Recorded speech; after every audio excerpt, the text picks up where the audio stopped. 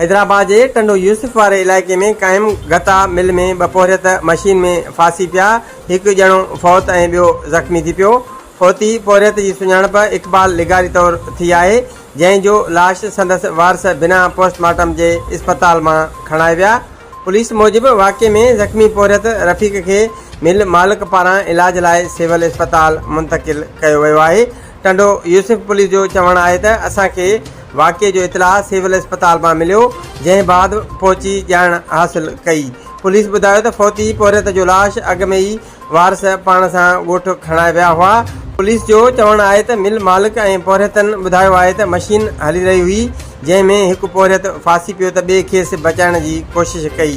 Police ॿुधायो त ज़ख़्मी पोरियत जी सिहत सुधरंदड़ आहे। खेसि जिस्म जे मुख़्तलिफ़ हिसनि में मशीन जा धक लॻल आहिनि। कैमरामैन मोहसिन अली सां गॾु शबीर अबड़ो, रोज़ाना धरती न्यूज़, हैदराबाद।